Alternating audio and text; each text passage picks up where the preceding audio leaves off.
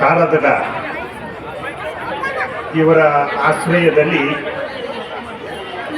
8ನೇ ಕನ್ನಡ ಸಮಾವೇಶ ನಡೀತಾ ಇದೆ. ಈ ಸಮಾವೇಶದ ಸರ್ವಾಧ್ಯಕ್ಷರು ಮಿತ್ರರಾಗಿರ್ತಕ್ಕಂಥ ಬಸವರಾಜ ಜಗಜಿರ್ಗಿ ಅವರೇ, ಹಾಗೆ ವೇದಿಕೆ ಮೇಲಿರ್ತಕ್ಕಂಥ ಎಲ್ಲ ಏನೈತೆ ಎಲ್ಲ ಹಿರಿಯರೇ, ಮುಂದಿರ್ತಕ್ಕಂಥ ಎಲ್ಲ ನನ್ನ ಪ್ರೇಕ್ಷಕ ಬಂಧುಗಳು, ನಾನು ಒಂದು ತಾಸಿನ ಹಿಂದೆ ಬಂದಾಗ ವೇದಿಕೆಯ ಮೇಲೆ ಎಷ್ಟು ಜನ ಇದ್ರು, ವೇದಿಕೆಯ ಕೆಳಗೆ ಎಷ್ಟು ಜನ ಇದ್ರು, ಆಮೇಲೆ ಕುರ್ಚಿಗಳು ಎಷ್ಟು ಖಾಲಿ ಇದ್ದವು ಅನ್ನೋದನ್ನು ನಾನು ಗಮನಿಸಿದ್ದೇನೆ. ನನಗೀಗ ಭಾಳ ಆನಂದ ಆಯಿತು. ಇಷ್ಟು ಜನ ನನ್ನ ಭಾಷಣಕ್ಕೆ ಬಂದಿದ್ದಾರೆ ಕೇಳಲಿಕ್ಕೆ ಅಂತ ತಿಳ್ಕೊಂಡು ನನಗಾಯಿತು. ಆದ್ರೆ ಅದು ನನ್ನ ಹುಚ್ಚುತನ ಅಂತ ತಿಳ್ಕೊಂಡು ಇದೆಲ್ಲ ಇವರು ಬಂದದ್ದು ಸಂಗೀತವನ್ನು ಆಲಿಸಲಿಕ್ಕೆ, ಸಂಗೀತವನ್ನು ಕೇಳಲಿಕ್ಕೆ. ಈ ಸಂದರ್ಭದೊಳಗೆ ಯಾರೋ ಒಂದು ಸಲ ಸಂತ್ಯಾಗಿ ಜಾತ್ರೆ ಮಾಡ್ತಿದ್ರಂತ. ಬಹುಶಃ ಆ ರೀತಿ ಒಳಗೆ ಇವತ್ತು ನಾನು ತಮ್ಮೆಲ್ಲರ ಈ ಭವ್ಯವಾಗಿರ್ತಕ್ಕಂಥ ಬಳಗವನ್ನು ನೋಡಿದಾಗ ನನಗೆ ಬಹಳಷ್ಟು ಆನಂದ ಆಗ್ತಾ ಇದೆ. ಒಂದೆರಡು ಮಾತುಗಳನ್ನು ತಮ್ಮ ಜೊತೆಗೆ ನಾನು ಹಂಚಿಕೊಳ್ಬೇಕು. ಈಗಾಗಲೇ ಅನೇಕ ಗೋಷ್ಠಿಗಳು ಇಲ್ಲಿ ನೆರೆದಿದ್ದಾವೆ. ಇದು 8ನೇಯ ಸಮಾವೇಶ. ಒಂದು ಸಲ ನಾವು ತಿರುಗಿ ನೋಡಬೇಕು. 8 ವರ್ಷಗಳ ತನಕ ನಾವು ಏನನ್ನು ಸಾಧಿಸಿದ್ದೇವೆ,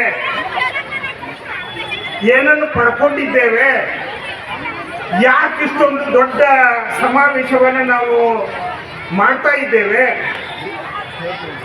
ಇದಕ್ಕೆ ಜನರ ಸ್ಪಂದನೆ ಹೇಗಿದೆ, ಇದಕ್ಕೆ ಎಷ್ಟು ಖರ್ಚಾಗ್ತಾ ಇದೆ, ಆ ಖರ್ಚಿನ ಎಲ್ಲ ಲೆಕ್ಕಪತ್ರಗಳನ್ನು ನೋಡಿದಾಗ ನನಗೆ ಮೂರಾಮಠ ಸರ್ ಹೇಳಿದರು, ಇದ್ರ ಪುಟೌಟ್ 0 ಐತ್ರಿ ಅಂತ ತಿಳ್ಕೊಂಡು.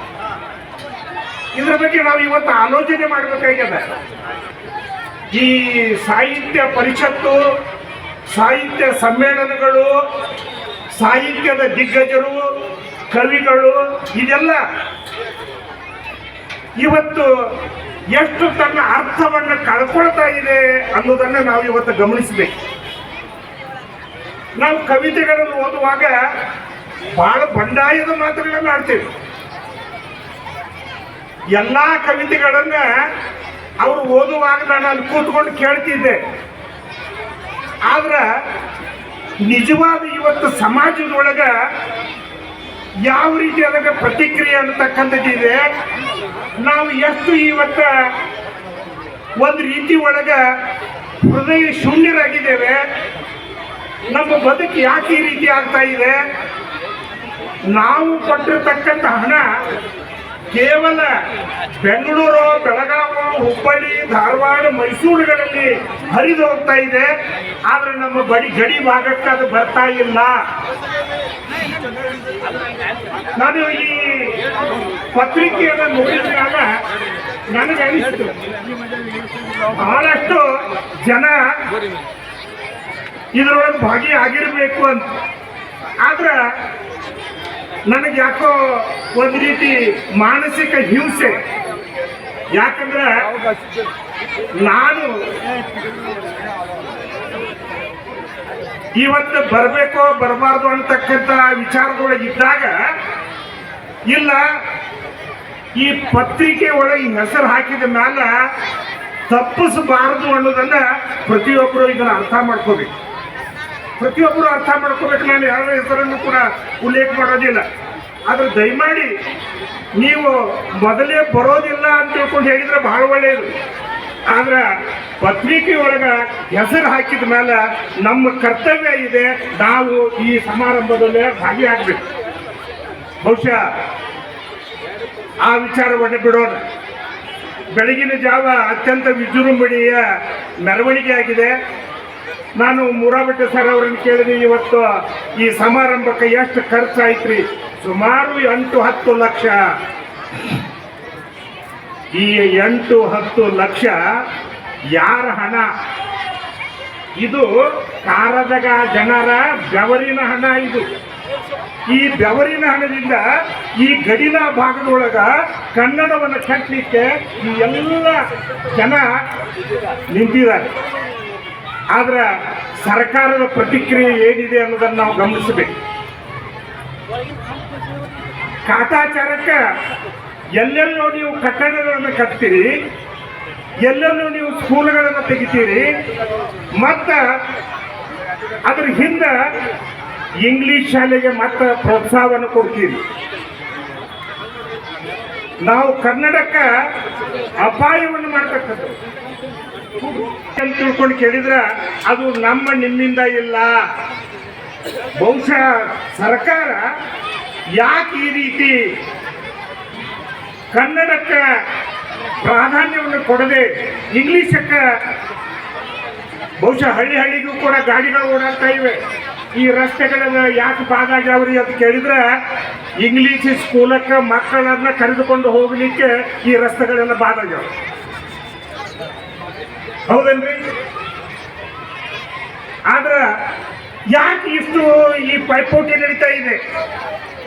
ನಾವು ಎಷ್ಟು ಜನ ಇಂಗ್ಲೆಂಡ್ಗೆ ಹೋಗೋರಿದ್ದೇವೆ, ಎಷ್ಟು ಜನ ಅಮೆರಿಕಕ್ಕೆ ಹೋಗೋರಿದ್ದೇವೆ, ಎಷ್ಟು ಜನ ನಾವು ಜರ್ಮನಿಗೆ ಹೋಗೋರಿದ್ದೇವೆ. ಆದ್ರೆ ಇಲ್ಲಿರ್ತಕ್ಕಂಥ 199 ಜನರ ಬದುಕು ಇವತ್ತ ಹಾಸ್ಯಾಸ್ಪದ ಆಗ್ತಾ ಇದೆ. ಆ ದೃಷ್ಟಿಯೊಳಗ ಇವತ್ತು ನಾವು ನಮ್ಮನ್ನು ನಾವು ಪ್ರಶ್ನೆ ಮಾಡಿಕೊಳ್ಳತಕ್ಕಂಥ ಸಂದರ್ಭ ಬಂದಿದೆ. ನಾವು ವೇದಿಕೆ ಮೇಲೆ ಭಾಳ ಮಾತಾಡ್ತೇವೆ. ನಾನಾ ಸಾಹಿತ್ಯವನ್ನು ಕಟ್ಟಿದ್ದೇನೆ, ನಾನಾ ಕಾವ್ಯವನ್ನು ಕಟ್ಟಿದ್ದೇನೆ, ನಾವೇ ನಾಡನ್ನು ಕಟ್ಟಿದ್ದೇವೆ. ಆದ್ರೆ ಆ ನಾಡನ್ನು ಕಟ್ಟುವಾಗ ನಾನು ಅಂತ ತಿಳ್ಕೊಂಡು ಹೇಳ್ತೇವೆ, ಆ ರಾಜು ಕಿಚಡಿ ಅವನನ್ನು ಮರ್ತು ಬಿಡ್ತೇವೆ. ಇದನ್ನ ಅರ್ಥ ಮಾಡ್ಕೋಬೇಕು. ಇವತ್ತಿಷ್ಟೆಲ್ಲ ಯುವಕರು ಕೂಡ್ಕೊಂಡು ಈ 8 ವರ್ಷಗಳ ಹಿಂದೆ ಈ ಕಾರದಗಾದೊಳಗೆ ನಮ್ಮದು ಏನದ ರೀ, ಯಾರೇ ಮಾಡ್ತಿದ್ರ ಅದನ್ನು ನೋಡಿ ನಾವು ಮಾಡೋಣ. ಈ ಕನ್ನಡ ಸಮ್ಮೇಳನ ಯಾಕೆ ಆಯಿತು ಅನ್ನೋದು ರಾಜು ಅವರು ನಾನು ಮಧ್ಯರಾತ್ರಿ 12 ಗಂಟೆ ಒಳಗೆ ಚರ್ಚೆ ಮಾಡಿದ್ವಿ. 8 ವರ್ಷದ ಹಿಂದೆ ಬಹುಶಃ ನನಗನ್ಸ ಪೆಟ್ರೋಲ್ ಪಂಪ್ಗಳು ಇಲ್ರಿ, ನಮ್ಮಲ್ಲಿ ಒಂದು ಸಾಹಿತ್ಯ ಸಮ್ಮೇಳನ ನಡೀತಾ ಇದೆ, ನಾವು ಯಾಕೆ ಮಾಡಬಾರ್ದು ಅನ್ನತಕ್ಕಂಥ ಒಂದು ವಿಚಾರ, ಒಳ್ಳೆ ವಿಚಾರ. ಆದ್ರೆ ನಾವು ಅದಕ್ಕೆ ಪ್ರಥಮರಾಗಬೇಕು, ಎರಡನೆಯವರಾಗಬಾರ್ದು. ನಾವು ಅದಕ್ಕೆ ಪ್ರಥಮರಾಗಬೇಕು.